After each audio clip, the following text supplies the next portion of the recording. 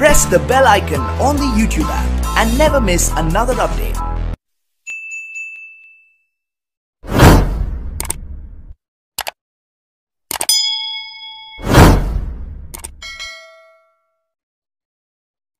सर्वांना माझा शरणू शरणार्थी. मला शरणू शरणार्थी ही लिंगायतांची अभिवादन पद्धती. आपण एकमेकांना भेटल्यानंतर बऱ्याच वेळा राम राम म्हणतो, नमस्कार म्हणतो, मात्र शरणू शरणार्थी म्हणत नाही. कारण महाराष्ट्रामध्ये ते रुजलेलंच नाही. खऱ्या अर्थानं शरणू शरणार्थी म्हणणं, शरणू शरणार्थी शब्द रुजवणं ही आज काळाची गरज बनलेली आहे. तर पुन्हा एकदा सर्वांना माझा शरणू शरणार्थी. संताजी केली बहुप्रेमळ, अभंग लिहित बैसे जवळ, असं ज्यांचं वर्णन केलेलं आहे त्या संताजी महाराजांची 400वी जयंती आज आपण शिरोळ या ठिकाणी साजरी करतो. या जयंतीचं हे पहिलं वर्ष आहे आणि या निमित्तानं विश्वगुरु महात्मा बसवण्णा आणि संताजी महाराजांच्या क्रांतिकार्याला मी प्रथमतः अभिवादन करतो. तथागत सिद्धार्थ गौतम बुद्ध, वर्धमान महावीर, महात्मा बसवण्णा, शाहू फुले आंबेडकर, मन्मथादी संत, ज्ञानोबा तुकोबा आदी वारकरी संत परंपरा या सर्वांना मी अभिवादन करतो. माझ्या समोर उपस्थित सर्व माता भगिनी आणि बंधू बांधव या सर्वांना माझा पुन्हा एकदा शरणू शरणार्थी आणि जय संताजी. खऱ्या अर्थाने आजची ही 400वी जयंती आहे. आपल्या घरामध्ये आपल्याला विचारलं की तुमच्या आजोबांचं नाव काय, आपण सांगतो. तुमच्या पंजोबांचं नाव काय म्हटल्यावर आपण सांगतो. मात्र तुमच्या खापर पंजोबाचं नाव काय म्हटल्यानंतर आपण थोडं गोंधळतो. आपल्याला कळत नाही की आपल्या खापर पंजोबाचं नाव नक्की काय आहे. मात्र महात्मा बसवण्णांचा कालखंड जर बघितला तर ते 12वं शतक आहे. आजचं 21वं शतक आहे. 12ला उलट केलं की काय होतं, 21 होतं. म्हणजे जवळजवळ 900 वर्षापेक्षा जास्त कालखंड हा महात्मा बसवण्णांच्या जन्माला झालेला आहे आणि 300 पेक्षा जास्त वर्ष ही संताजी महाराजांच्या जन्माला झालेली आहे. म्हणजे इतके 300-400 वर्ष ओलांडून सुद्धा संताजी महाराज आणि बसवण्णांची जयंती आपण सर्वजण साजरे करतो. याला काहीतरी कारण आहे. आपण आपल्या आजोबांची पंजोबांची जयंती घरी करतो का? त्यांच्या जन्मतारखा आपल्याला माहिती आहेत का? तर कुणालाही त्यांच्या जन्मतारखा या माहिती नाहीये. मात्र बसवण्णांची जन्मतारीख आज आपण सांगू शकतो, 25 एप्रिल 1105. म्हणजे ही जन्मतारीख सर्वांना माहिती आहे. संताजी महाराजांची जन्मतारीख सर्वांना माहिती आहे. म्हणजे यांची जयंती का होते याचा एक आपण विचार करणं अत्यंत गरजेचं आहे. कारण आपल्या घराण्यामध्ये कुणाच्या जयंती होत नाही. कारण 400-500 वर्षापूर्वी, 900 वर्षापूर्वीच्या बसवण्णांची जयंती, बुद्धांची जयंती आज आपण साजरी करतो. म्हणजे यांच्या कार्याचा गौरव म्हणजे त्यांची जयंती आहे. संताजी महाराजांच्या कार्याचा गौरव म्हणजे त्यांची जयंती आहे. जयंती म्हणजे काय आहे की डॉल्बी लावून नाचणं म्हणजे जयंती आहे का? गोडधोड महाप्रसाद करणं आणि पोटभर खाणं म्हणजे जयंती आहे का? मोठ्या लोकांना बोलवणं आणि हात पुढे देणं म्हणजे जयंती आहे का? जयंती म्हणजे नक्की काय, त्याची परिभाषा काय आहे, व्याख्या काय आहे, हे आपण आज ठरवणं गरजेचं आहे. तर आपण जयंतीमध्ये नाचत असतो डॉल्बीच्या तालावर. मात्र या नाचण्याकडून आपण वाचण्याकडे आलं पाहिजे. त्यांचे चरित्र, त्यांचे वचन, त्यांचे अभंग आपण आज वाचले पाहिजे. संताजी महाराजांनी म्हटलेले की ज्याचा भंग होत नाही तो अभंग आहे. म्हणजे कधी भंग न पावणारा, कधी नष्ट न होणारा, काळाच्या ओघामध्ये देखील तो सातत्याने टिकून आहे, त्याला काय म्हटलेलं आहे, अभंगाचं म्हटलेलं आहे. तर या अभंगाचं, वचनांचं वाचन आपण केलं पाहिजे, चरित्राचं वाचन केलं पाहिजे. म्हणून नाचण्याकडून वाचण्याकडे येणं म्हणजे खऱ्या अर्थाने जयंती आहे. चित्राकडून, फोटोकडून चरित्राकडे येणं म्हणजे खऱ्या अर्थाने जयंती आहे. आपण बघतो की बऱ्याच ठिकाणी बसवण्णांच्या जयंतीला बसवण्णांचे फोटो वाटतात, संताजी महाराजांचे फोटो वाटले जातात. मात्र ते फोटो देवघरात घेऊन पूजा करण्यापुरते मर्यादित राहतात. त्यांचं चरित्र नक्की काय आहे? संताजी महाराजांच्या जीवनातील एकूण 3 घटना अतिशय महत्वाच्या आहेत. 3 प्रकारचे त्यांचे कार्य अतिशय महत्वाचे आहेत आणि हे आपल्याला खऱ्या अर्थानं आजपर्यंत माहिती नाहीये. तर हे माहीत करून घेणं, म्हणून चित्राकडून चरित्राकडे येणं हा जयंतीचा उद्देश असला पाहिजे. तर या 2 उद्देशानं आज शिरोळ लिंगायत समाज आणि लिंगायत तेली समाज शिरोळ यांच्या वतीने ही जयंती साजरी होत आहे. त्याबद्दल मी त्यांना धन्यवाद देतो. खऱ्या अर्थाने संयोजकांचेही विशेष आभार मानतो. कारण पहिल्यांदाच संताजी महाराजांची जयंती ही शिरोळमध्ये साजरी होत आहे. त्याच पद्धतीनं अनेकदा मी संयोजकांना आभार व्यक्त करतो.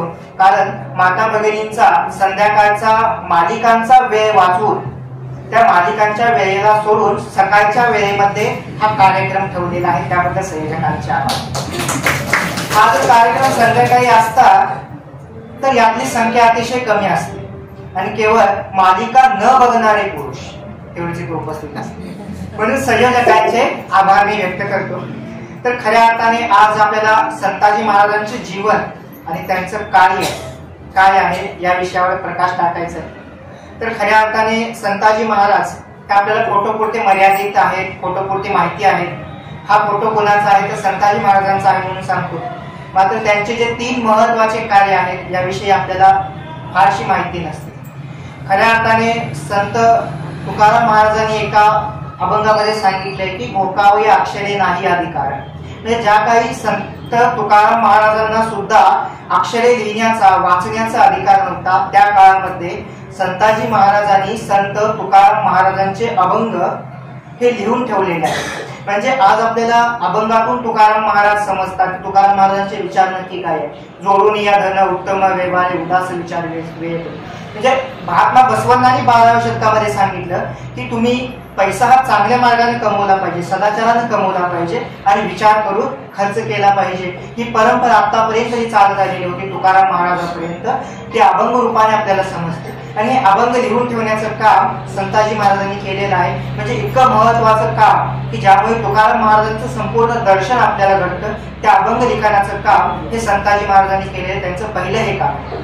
दुसरं काम कोणतं आहे संताजी महाराजांचं, तर या अभंग लिहिणं इतकंच ते मर्यादित नाहीये, तर या अभंगाचं जतन करणंही गरजेचं आहे। मी आज 100 पुस्तकं तयार केली आणि ती 100 पुस्तकं काळाच्या ओघामध्ये नाहीशी झाली आणि पुढे ते कोणालाही मिळाले नाही तर त्याचा काहीच उपयोग नाही। म्हणजे निजामांपासून परकीय आक्रमकांपासून तुकाराम महाराजांच्या अभंगांचं जतन करणं, त्यांचं संरक्षण करणं ही एक दुसरी महत्वाची जबाबदारी संताजी महाराजांच्यावर होती। आणि तिसरी म्हणजे काय आहे की संताजी महाराजांनी तुकाराम महाराजांच्या नंतर त्यांचा विचार हा जिवंत ठेवला।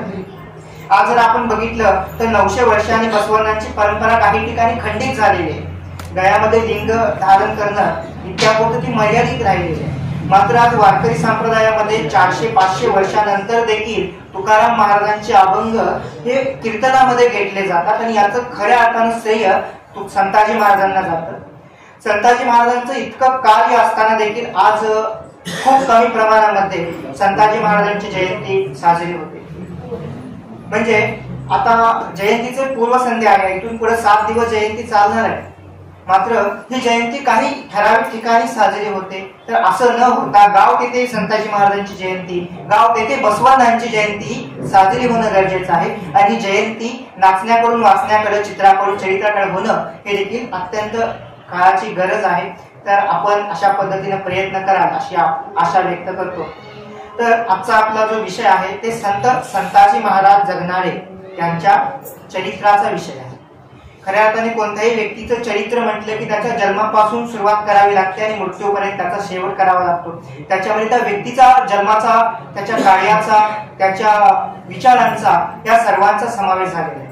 म्हणजे आज संताजी महाराजांचा जन्मापासून त्यांच्या मृत्यूपर्यंतचा सर्व काही, त्यांच्या कार्याचा आढावा आपण आजच्या चरित्रामध्ये घेणार आहे। तर खऱ्या अर्थाने संताजी महाराजांचा जन्म पुणे जिल्ह्यामधील चाकण नावाच्या एका गावामध्ये झालेला आहे। आता ते तालुका झाला असेल, मात्र चाकण मध्ये झालेला आहे। चाकण मध्ये भिवा शेठ जगनाडे यांच्या घराण्यामध्ये त्यांचा जन्म झालेला आहे। काही चरित्रकारांनी त्यांच्या पूर्वजांची नावं आपल्याला सांगितलेली आहे। ते पांडुरंग शास्त्री, पांडुरंग शेठ जगनाडे यांच्यापासून संताजी महाराज जगनाडे यांच्यापर्यंतची ती नावं आपल्याला उपलब्ध आहेत। म्हणजे पांडुरंग शेठ जगनाडे, त्यांच्यानंतर त्यांचा मुलगा भिवा शेठ जगनाडे, त्यानंतर संताजी महाराजांचे वडील विठोबा जगनाडे आणि त्यानंतर संताजी महाराज, अशी एकूण 4 नावं आपल्याला चरित्रकार सांगताना दिसतात। त्याचबरोबर त्यांच्या कुटुंबाची माहिती देखील चरित्रांमध्ये आलेली आहे। तर संताजी महाराजांचा जन्म हा 8 डिसेंबर रोजी चाकण नावाच्या पुणे जिल्ह्यातील गावामध्ये झालेला होता। त्यांच्या वडिलांचं नाव विठोबा आणि आईचं नाव मथाबाई होतं।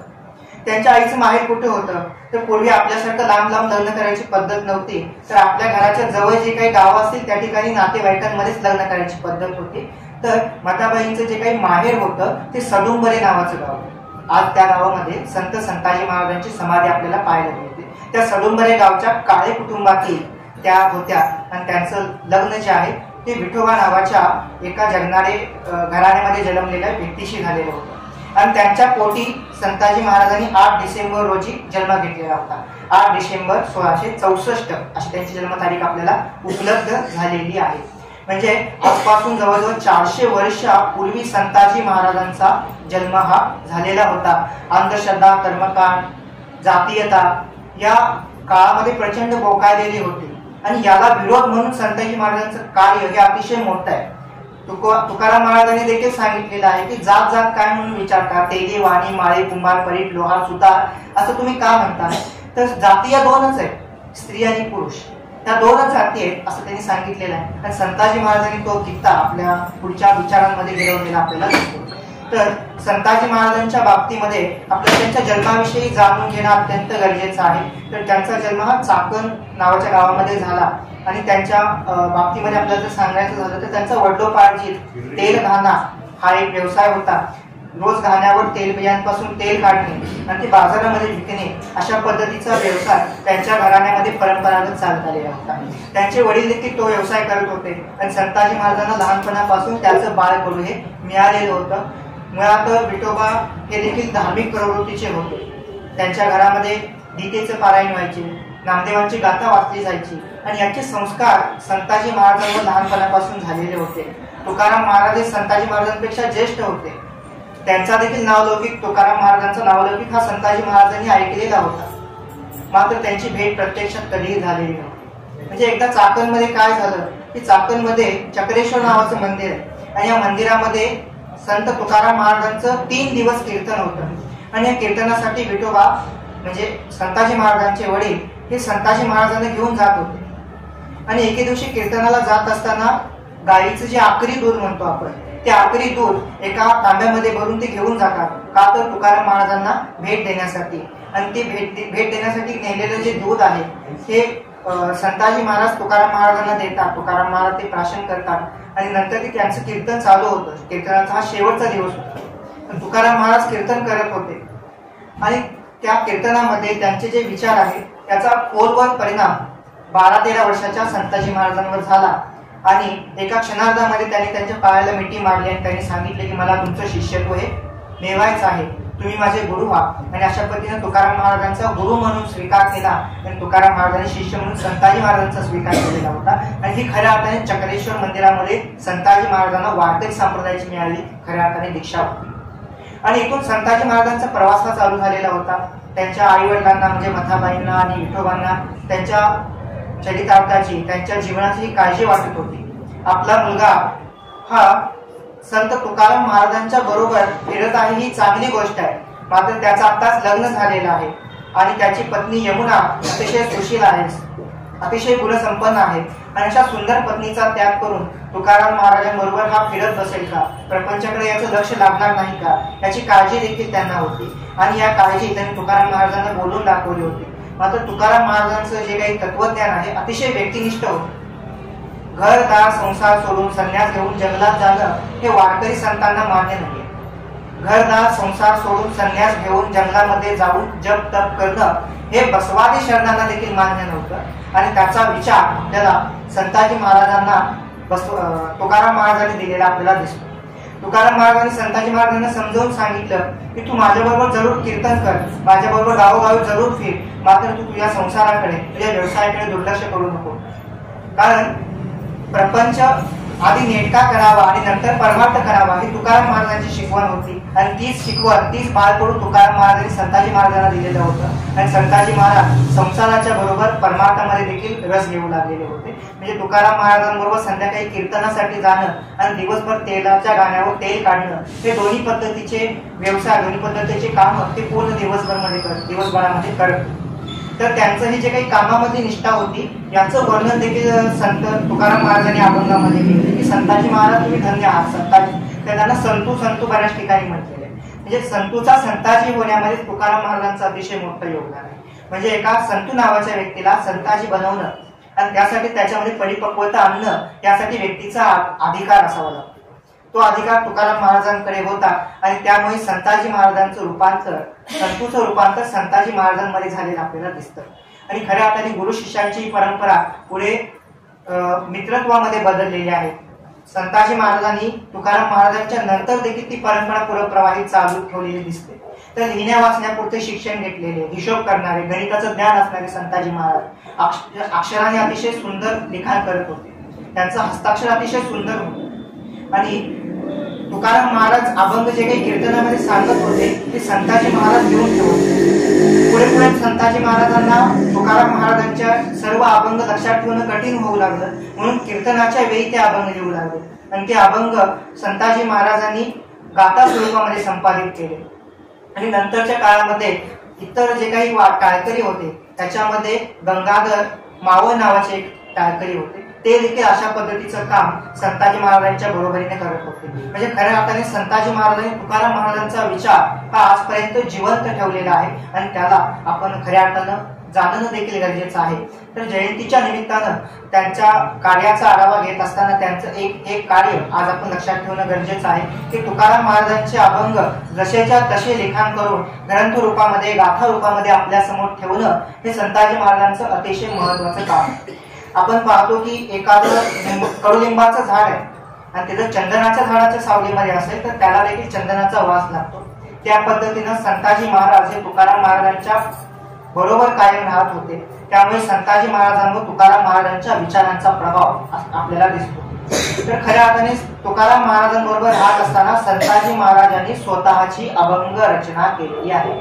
ज्या पद्धतीने आपल्याला संताजी महाराजांचे अभंग, तुकाराम महाराजांचे अभंग सापडतात त्या पद्धतीनं संताजी महाराजांचे एकूण 85 अभंग आज आपल्याला वाचायला मिळतात. सकल संत गाथामध्ये ते 85 अभंग आपल्याला वाचायला मिळतात. संतू म्हणे या नावाने त्यांनी ते लिहिलेले. म्हणजे खऱ्या अर्थाने बघा, संतांनी आपल्याकडे कधी अहंकाराचा वारा लागू दिलेला नाही. म्हणून नामदेवांच्या अभंगामध्ये आहे ना की अहंकाराचा वारा न लागो राजसा, ही संत मंडळी सुखी असो. म्हणजे संतांचं लक्षण नक्की काय आहे की त्यांच्या ठिकाणी अहंकार हा कधीच नव्हता आणि तशा पद्धतीने त्यांनी स्वतःच्या नावाचा एकेरी उल्लेख करून ही रचना लिहिलेली आहे. म्हणजे मी जे सांगतोय, मी जे विचार बोलतोय ते खऱ्या अर्थाने माझे आहेत का? तर नाही. तर या परंपरेमध्ये आलेले जे काही विचार आहेत तेच मी माझ्या स्वतःच्या वाणीमध्ये सांगतोय, म्हणून त्यांनी त्यांच्या नावाचा उल्लेख संतू म्हणे अशा नावाने केले. बसवादी शरणांची परंपरा याच्यापेक्षा खूप वेगळी आहे. बसवादी शरणांनी स्वतःची नावं कधीही वचनांमध्ये वापरलेली दिसत नाही. बसवण्णांचं वचनांकित आहे पुढल संगम देवा, अक्क महादेवींचं वचनांकित आहे चंद मल्लिकार्जुना, अमुगी देव यांचं वचनांकित रामनाथ आहे. म्हणजे त्या काळामध्ये ते ज्या भागातून आले त्या भागातील शिवाच्या स्थावर मंदिरांची किंवा त्या भागातील प्रमुख देवतांची नावं त्यांनी त्यांच्या वचनांमध्ये वापरलेली होती. आणि संताजी महाराजांचा जो काही विचार आहे हा खऱ्या अर्थाने बसवण्णांपासूनच प्रवाहित होत आलेला होता, हे आज आपण लक्षात घेणं गरजेचं आहे. तर अशा पद्धतीनं संत तुकाराम महाराजांच्या बरोबर कीर्तनामध्ये सहभागी होणं, त्यांच्या साथ देणं, याबरोबर त्यांच्या 14 टाळकऱ्यांपैकी एक होण्याचा मान संताजी महाराजांना मिळालेला होता. संताजी महाराजांचं गायन देखील अतिशय सुंदर होतं. म्हणजे एक हस्ताक्षर सुंदर होतं आणि दुसरं गायन हे सुंदर होतं.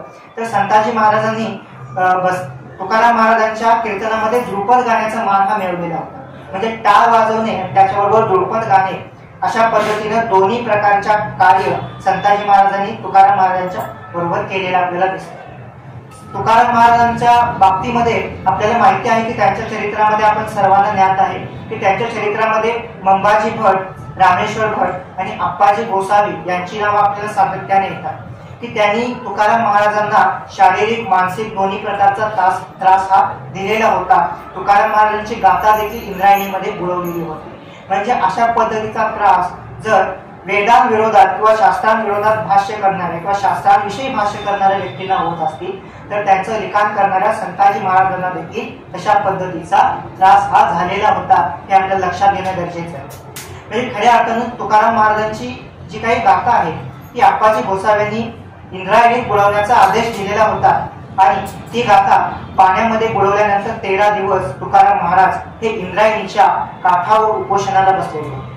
अतिशय कृश झालेलं शरीर आणि या शरीरामधून विठ्ठल विठ्ठल असा निघणारा जयघोष, तुकाराम महाराजांच्या भेटीसाठी येणारे गावगावचे लोक, भाविक, हे सर्व त्यांना भेटत होते. मात्र त्यांचे जे दुःख आहे ते कशा पद्धतीने हलकं करता येईल यावर मात्र कोणीही विचार करत नव्हते. तो विचार पहिल्यांदा संताजी महाराजांनी केलेला आपल्याला दिसतो. कारण तुकाराम महाराजांची आतापर्यंत त्यांनी बरीचशी कीर्तनं ऐकलेली होती, त्यांचे बरेचसे अभंग त्यांनी पाठ केलेले होते, काही अभंग लिहून ठेवलेले होते आणि या सर्व अभंगांचं त्यांनी संकलन केलं. तुकाराम महाराज ज्या ज्या ठिकाणी ज्या ज्या गावामध्ये गेलेले होते त्या त्या गावामध्ये जाऊन ज्येष्ठ नागरिकांना त्यांनी भेटून विचारले की तुम्हाला तुकाराम महाराजांचे कोणते अभंग पाहिजे, आणि ते सर्व अभंग त्यांनी लिहून एकत्र केले. आणि या 13 दिवसाच्या कालखंडामध्ये गावोगावी फिरून तुकाराम महाराजांचे सर्व अभंग त्यांनी एकत्र केले. त्याचबरोबर स्वतः लिहून ठेवलेले अभंग एकत्र केले, गंगाधर मावळ यांनी लिहिलेले अभंग एकत्र केले आणि अशा पद्धतीनं जे काही अभंगाची गाथा बनली ते गाथा तुकाराम महाराजांच्या समोर त्यांनी आणून ठेवली.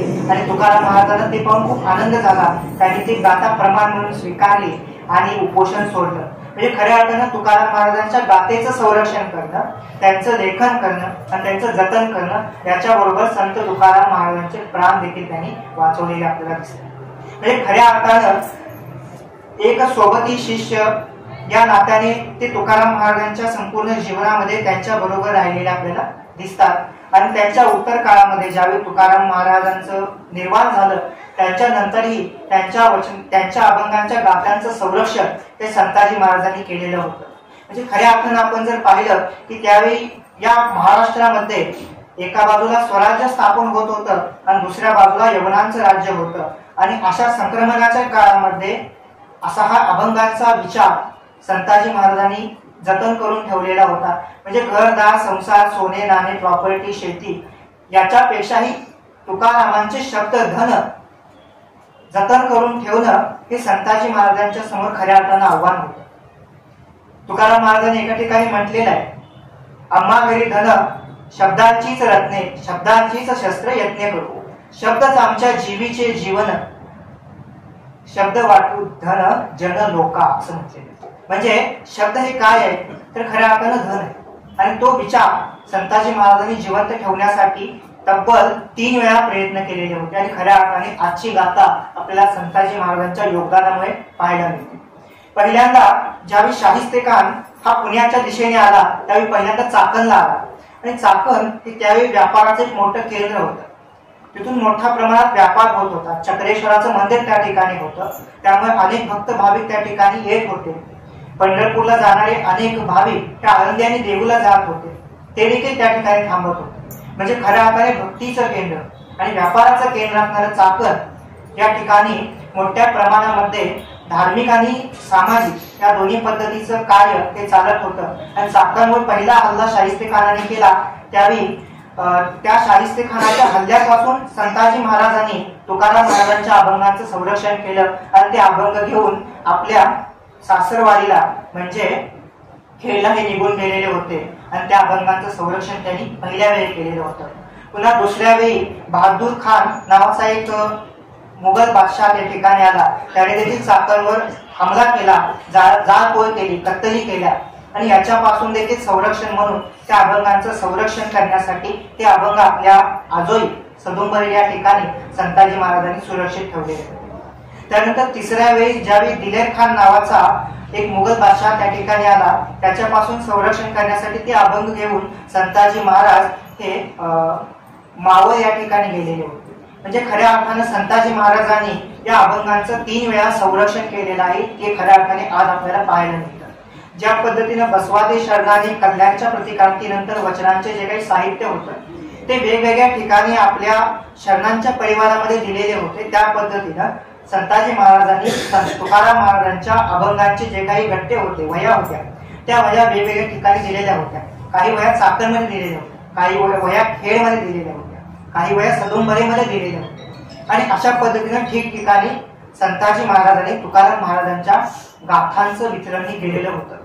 नंतर ज्यावेळी संशोधकांनी संशोधन चालू केलं त्यावेळी या सर्व वह्या एकत्र केल्या आणि संताजी महाराजांनी तुकाराम महाराजांचे जे काही अभंग जतन केलेले होते त्याचं संकलित करून महाराष्ट्र शासनाने संत तुकाराम बाबांची गाथा नावाने तो अभंग गाथा प्रकाशित केलेला आहे. तो आज आपल्याला देव संस्थानामध्ये पाहायला मिळतो. म्हणजे अशा पद्धतीने तुकाराम महाराजांच्या गाथ्यांचं त्यांच्या विचारांचं जतन करण्याचं काम हे संताजी महाराजांनी अतिशय मोठ्या प्रमाणामध्ये केलेलं होतं. तर अशा संताजी महाराजांनी देखील काही अभंग लिहिलेले आहेत, खऱ्या अर्थाने आपण बघतो की संत सेना महाराज असतील, सावता महाराज असतील यांनी आपल्या व्यवसायाची परिभाषा वापरलेली आहे. त्या पद्धतीनं संताजी महाराजांनी देखील आपल्या व्यवसायाची परिभाषा आपल्या वचनांमध्ये वापरलेली आहे. संताजी महाराज हे तेली समाजातून होते, त्यामुळे त्यांच्या अभंगामध्ये घाणा या विषयाला धरून अनेक पद्धतीनं विशेषणं वापरलेली आपल्याला पाहायला मिळतात. आपलं शरीर देखील एक घाणा आहे आणि या शरीरामध्ये देखील वेगवेगळ्या प्रकारच्या क्रिया चालतात अशी कल्पना संताजी महाराजांनी अभंगांमध्ये केलेली आहे. म्हणजे ज्या पद्धतीने 12व्या शतकामध्ये बसवादी शरणाने त्यांच्या व्यवसायाची परिभाषा वापरून त्यांचे वचन लिहिलेले आहेत, त्या पद्धतीनं संताजी महाराजांनी देखील काय लिहिले अभंग हे लिहिलेले आहे. तर घाण्याचे अभंग म्हणून संताजी महाराजांचे एकूण 35 अभंग हे उपलब्ध आहेत. याशिवाय संताजी महाराजांनी तैल सिंधू आणि शंकर दीपिका नावाचे ग्रंथ लिहिलेले आहेत, मात्र त्याचे हस्तलिखित आज आपल्याला उपलब्ध होत नाही. तर त्यांचे एकूण 85 अभंग उपलब्ध आहेत.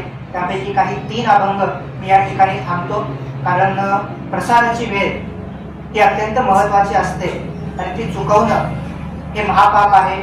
म्हणून या ठिकाणी 3 अभंग घेऊन मी थांबतो. बघा, अभंग म्हणजे काय आहे याविषयी संताजी महाराजांनी स्वतः लिहून ठेवलेला आहे. ज्याचा नोहे भंग तोची जाणावा अभंग, देह आपला भंगतो माती मिळवनिया जातो, त्याचे घेईना काही अंतरी शोधूनिया पाहे, प्राण जातो यमापाशी दुःख होते मायेसी, संतू म्हणे हा अभंग गायला पुढे चालू केला देहावरी. मानवी जीवनाच्या विषयी संताजी महाराजांनी यामध्ये लिहिलेलं आहे की मानवी जीवन हे नश्वर आहे. जन्माला आलेला प्रत्येक व्यक्ती हा मरणार आहे. आतापर्यंत सर्व संतांनी, बाबांनी, बुवांनी आपल्याला हे सांगितलेलं आहे की जीवन हे नश्वर आहे आणि हे सर्व मायामय आहे. आणि स्वतः मात्र आदेशान फोर्ड गाडीमधून येतात, गळ्यामध्ये मोठ्या चेडा घालतात, अंगठ्या घालतात. तर अशा पद्धतीची भक्ती ही संतांची नव्हती, शरणांची नव्हती. म्हणून ते काय म्हणतात की जीवन नश्वर आहे. मात्र आपल्या या जीवनामध्ये आपण जे काही विचार करतो हे विचार हे शाश्वत राहू शकतात. म्हणून ज्याचा भंग होत नाही, जे नष्ट होत नाही, त्यांना काय म्हणतात? अभंग म्हणतात. देह जो आहे तो नष्ट होतो, मात्र अभंग कधी नष्ट होत नाही. आपला जीव हा शरीर त्यागानंतर निघून जातो, मात्र जे विचार आहेत ते विचार हे शाश्वत राहतात. आणि अशा पद्धतीचे अभंग आहेत असं संताजी महाराज त्यांच्या या अभंगामध्ये सांगतात. आपलं शरीर देखील एक काय घाण आहे आणि या घाणेमध्ये देखील वेगवेगळ्या प्रकारचे दुर्गुण आहेत, अवगुण आहेत, सद्गुण आहेत, सर्व प्रकारचे गुण आहेत. म्हणून आपल्याला 3 प्रकारचे गुण सांगितलेले. कुणाला माहिती आहे का? 3 प्रकारचे गुणधर्म व्यक्तीला सांगतात. एक सत्व, रज, तम हे 3 प्रकारचे गुण सांगितले. सत्वगुणी व्यक्ती चांगला म्हणतात बरं, रजोगुणी व्यक्ती भोगी म्हणतात, तमोगुणी व्यक्ती रागिक म्हणतात. तर या 3 गुणांचा उल्लेख त्यांनी आपल्या एका वचनांमध्ये केलेला, अभंगामध्ये केलेला. आमचा तो घाणा त्रिगुण तिळाचा. त्रिगुण 3 प्रकारचे गुण म्हणजे आमचं शरीर जे आहे 3 प्रकारच्या गुणांनी भरलेलं आहे. नंदी जोडे येला मन पवनाचा, आणि या शरीराला मन नावाचा नंदी हा जोडलेला आहे. भक्ती हो भावाची लाट टाकी. आणि यामध्ये जर भक्ती भावना जर नसेल तर काय होईल? हे मन जे आहे ते दुर्गुणाकडे जाईल, हे मन जे आहे ते विकारांकडे जाईल. म्हणून बसवादी शरणांनी सदाचाराला अतिशय महत्व दिले. भीत नाही मी सरसरत्या सापाला, भीत नाही मी तलवारीच्या पातीला, एकाला भीतो एकाला घाबरतो, परधन परस्त्री रूपी वधस्तंभाला भीतो देवा, असं बसवांनी म्हटलेलं आहे. म्हणजे खऱ्या अर्थानं परधनाची अपेक्षा करणे, परस्त्रीची अपेक्षा करणे आणि परदैवताची अपेक्षा करणे हा अनाचार आहे. म्हणून बसवादी शरणांनी सदाचाराला अतिशय महत्व दिलेलं आहे. सदाचाराने जीवन जगणं हे खऱ्या अर्थानं सार्थकी जीवन आहे आणि त्या व्यक्तीच्या ठिकाणी ईश्वर राहतो हे संतांनी देखील सांगितलं आणि बसवांनी देखील आपल्याला सांगितलेलं आहे. म्हणून भक्ती म्हणजे सदाचार हा व्यक्तीच्या अंगामध्ये असला पाहिजे. आणि यामुळे काय होतं तर संताजी महाराज सांगतात, शांती शया ठेवली विवेकावरी. आपलं जे मन आहे, आपलं जे मस्तक आहे ते शांत राहते. व्यक्ती क्रोधी होत नाही, रागीट होत नाही, तो अविचाराने निर्णय घेत नाही. म्हणून अशा पद्धतीनं भक्ती किंवा सदाचाराने जीवन जगणारा व्यक्ती नेहमी कसा राहतो? आनंदी राहतो. सद्बुद्धी वड देवनी विवेकास प्रपंच जोकड खांदी घेतले. आणि अशा पद्धतीनं प्रत्येकाने आपलं जीवन हे संसारीपणानं जगलं पाहिजे, ते महत्वाचं आहे. संसारीपणानं आपलं जीवन हे जगलं पाहिजे. एकाकी राहणं, संन्यास घेणं, जंगलात जाणं, अशा पद्धतीची जी काही भक्ती आहे ती शरणांना मान्य नाही ना संतांना मान्य. म्हणून ते काय म्हणतात की अशा पद्धतीनं सदाचाराने युक्त आपलं जीवन आपण हे जगलं पाहिजे असं ते सांगतात. फेरे फिरू दिले जन्मावरी तेल काढले चैतन्य ते. आता ते काय म्हणतात की अशा गोष्टीतून जे काही आनंद प्राप्त होणार आहे ते खऱ्या अर्थानं काय आहे तर तेल आहे आणि आपला जन्म आहे त्याच्यामध्ये अशा पद्धतीनं सदाचारानं जीवन आपण जगलं पाहिजे. संतू म्हणे मी तेल काढले म्हणून नाव दिले संतू तेल. आणि अशा पद्धतीचे सदाचाराचं चैतन्यरूपी आनंदाचं तेल आहे तो तेल काढणारा मी तेली आहे म्हणून माझं नाव संतू तेली आहे असं ते सांगतात. आता एक शेवटचा अभंग घेतो आणि या ठिकाणी थांबतो कारण बोलण्यासारखा बराचसा विषय आहे पण वेळेची मर्यादा लक्षात घेता हा शेवटचा अभंग. सगुण हा घाना घेऊनी बैसलो तेली जन्म आलो घाना घेऊन नाही तर तुमची आमची एक जात कमी नाही त्यात अनुरेणू संतो म्हणे जाती दोनच आहे पहा स्त्री पुरुष शोधून या पाहे. बघा किती महत्वाचा संदेश आहे. गोगवे नावाची एक स्त्री होती ती बसवेश्वरांच्या सहकारी होती.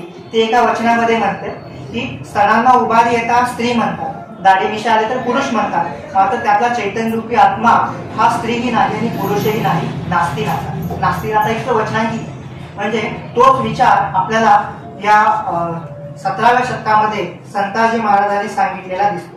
संताजी महाराज काय म्हणतात बघा की मी तेली घरामध्ये जन्म आलो म्हणून तुम्ही मला तेली म्हणता मात्र लक्षात ठेवा जातीया दोनच आहेत तेली वाणी माई परी कुंभार सुतार लोहार ब्राह्मण अशा पद्धतीच्या जाती नाहीये तर जाती या दोनच आहेत एक स्त्री आणि दुसरा पुरुष असा संताजी महाराजांचा विचार होता.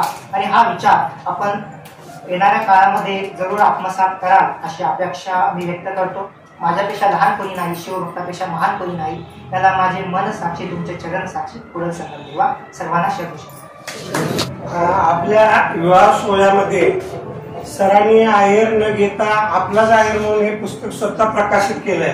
हे एकच पुस्तक प्रकाशित केलं नाही सरांनी तर अनेक पुस्तकाला दासो म्हणून यांच्या आई वडिलांचं नाव आहे. म्हणजे त्या पुस्तकाचा खर्च यांनी दिला आणि भीमराव पाटलांची बरीच पुस्तकं सरांच्या म्हणजे पैशातून प्रकाशित झालेली आहेत.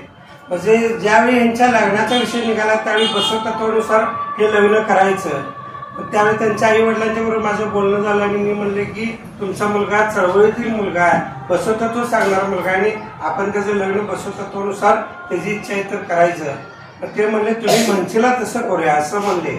म्हणजे आई वडिलांचा खऱ्या अर्थाने त्याच्या मागे सपोर्ट असल्यामुळं म्हणून मी तुम्हाला सगळ्यांना आजच्या जयंती दिवशी काय सांगतो अभिषेक सारखा जर मुलगा आपल्या पोटाला आणि आपल्या घराण्यामध्ये जर तयार व्हायचं असेल तर प्रत्येक आई वडिलांनी त्याच्या अंगामध्ये असलेल्या प्रत्येक गुणाला वाव दिला पाहिजे तरच अभिषेक सारखी मुलं आपल्या समाजामध्ये तयार होतील. करत असताना व्याख्याताला मानधन काय द्यायचं अभिषेकला म्हणलं की बाबा पहिली आमची जयंतीचा सोहळा आहे तर मीच घरात आल्यानंतर एक बाबा प्रत्येकाला पुस्तक देण्याचं आमचं कर्तव्य पार पडतोय.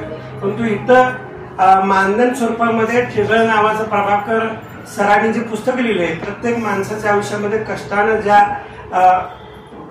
संघर्ष गाथा घडत असतात हे ठिगळ नावाचं कथासंग्रह आजच्या व्याख्यानासाठी खऱ्या अर्थानं आमचा इतिहासाचा साक्षीदार बनवण्यासाठी प्रसन्न दीक्षित सर सुद्धा त्याचे साक्षीदार आहेत. मी प्रसन्न सरांना विनंती करतो की ठिगळ नावाचं कथासंग्रह आजचं मानधन स्वरूपामध्ये अभिषेकला द्यावं. अभिषेक भविष्यामध्ये नक्कीच आम्ही 10,000 रुपये मानधनाचा व्याख्याता म्हणजे तुम्ही 25,000 मानधनाचे आहात परंतु आज आम्ही पैशाकडून म्हणजे आहे म्हणजे पैसे कुठे घालावे हे ज्यावेळी जाणून जागृती होते त्यावेळी महात्मा बसवेश्वरांची जयंती सगळ्यात मोठी साजरी होते महाराष्ट्रात शहरामध्ये. तसं जगनाडे महाराजांची जयंती सुद्धा भविष्यामध्ये सगळ्यात मोठी साजरी करण्याचा आम्ही आज संकल्प करतो. आणि आजचं मानधन स्वरूपामध्ये पुस्तक प्रसन्न दीक्षित यांनी अभिषेक देशपांडेंना द्यावं आणि ते त्यांनी स्वीकारावं असं मी त्यांना विनंती करतो. आणि सगळ्यांनी जोरात टाळ्या वाजवायच्या कारण तुमच्या 10 टाळ्यामध्ये 1,000 रुपये.